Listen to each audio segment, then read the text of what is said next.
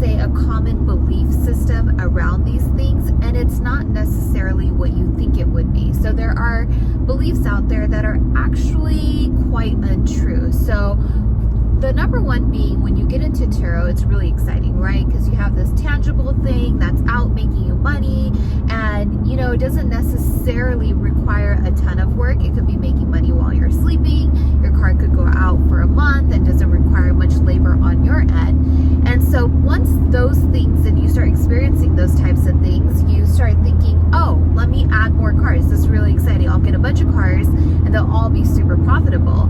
But that is definitely a common misconception. Growth does not equal profitability always.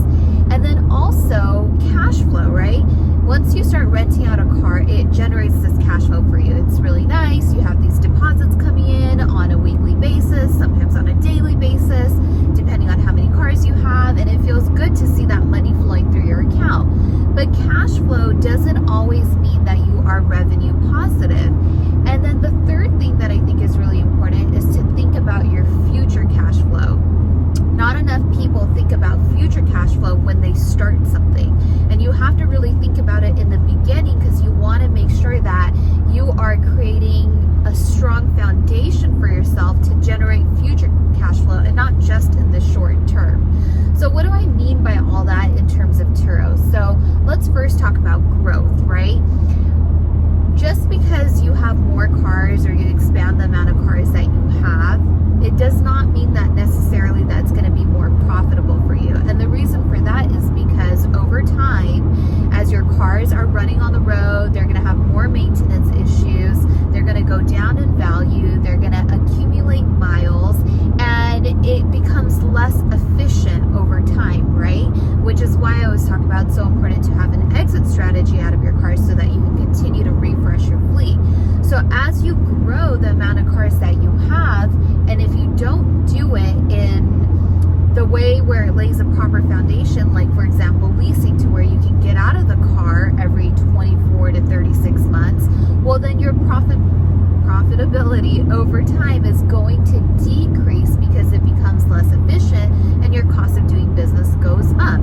Not only that, but over time, you know, if your plan is to keep your car 5, 6, 7 years, or as long as you possibly can until it dies on the platform, well then it's going to become less competitive, because you are competing in a marketplace, which means there's going to be more players coming in. They're going to be coming in with newer, better cars, which is going to drive the value of your listing down over time, because you just become less competitive because your car is older. So that is something to really think about when you're getting into the business, and as you're growing. You want to make the right decision when it comes to choosing the car that you are going to list on the platform, and you always want to think about how it relates to future cash flow. How is it going to continue to generate money for you 5, 6 years down the line, if that's your strategy of keeping the car for a longer period of time? And then thinking about cash flow, it's kind of the same thing, right? Cash flow is great, but ultimately, what is your goal? I think your goal, at least for me, is to stay revenue positive, right? I don't want cash flow just to have cash flow. And in fact, there are lots of people that I talk to where their primary goal is to just have cash flow. And I never quite understood that. I don't know exactly what the value proposition there is when you just have cash flow. So if any of you guys have better ideas on that, let me know, because this is definitely still an incomplete thought for me.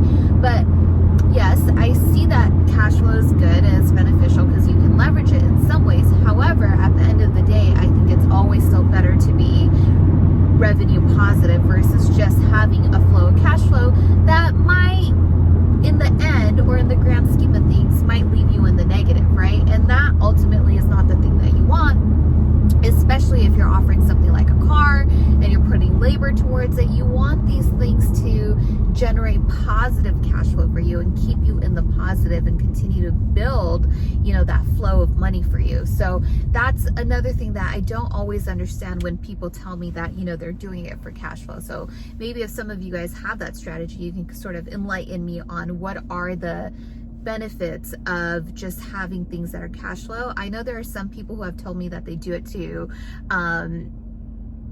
for their tax purposes to put themselves in a better tax situation. So I could see that, but I'm just curious how much deeper that goes.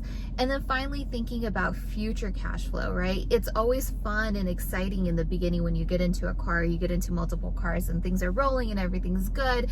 And especially if your cars are newer, you're in warranty, you're in maintenance, so it's easy, right?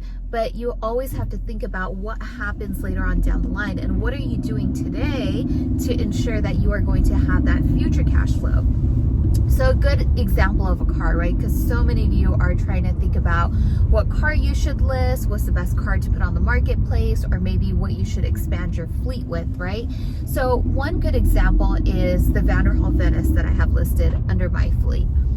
That car was a really smart decision to go into, minus the issues that it's had from the manufacturer side of things, right? And the reason for that is because cost of ownership on a Vanderhall Venice is so inexpensive, right? There's not a lot of people that compete in that category. Those cars are quite rare, just not enough people know about them. They have a very high perceived value, so I can pretty much set any day rate that I want.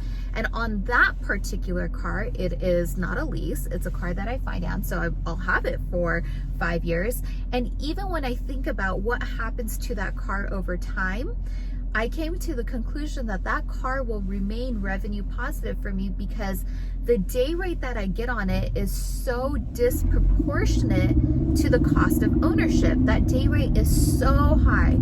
So even over time, as the car gets older and it has wear and tear, it is still going to remain competitive because the day rate will always still stay ahead of what the cost of ownership is over time, because not a lot of people are going to compete in that category.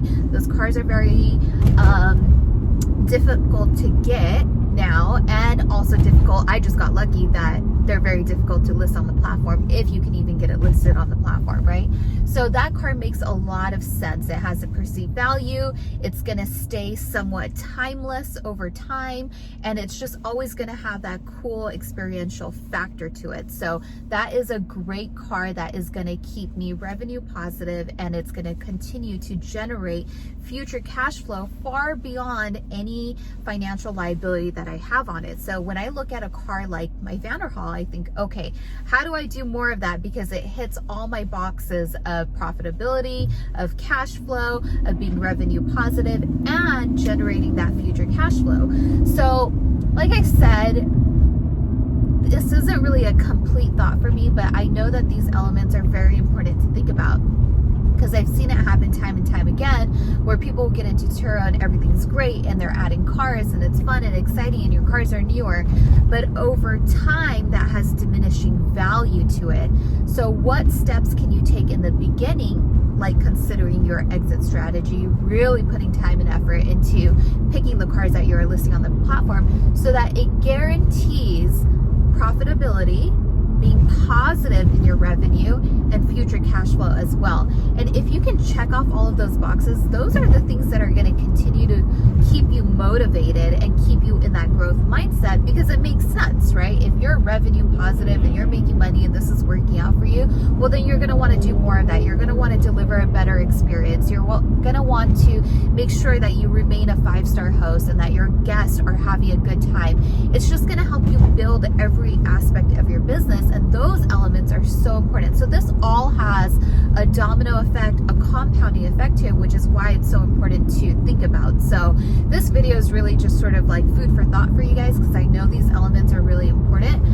So you want to take all of this into consideration when you think about either listing your first car, growing your Turo business, and just really planning for the future, right? So hopefully you guys find this helpful. Just some thoughts kicking around in my brain today. And on that note, thank you so much for watching, you guys. Once again, my name is Saimah. This is Saimah's Experience. And if you like this channel, be sure to subscribe. Have a great rest of your day. Bye, guys.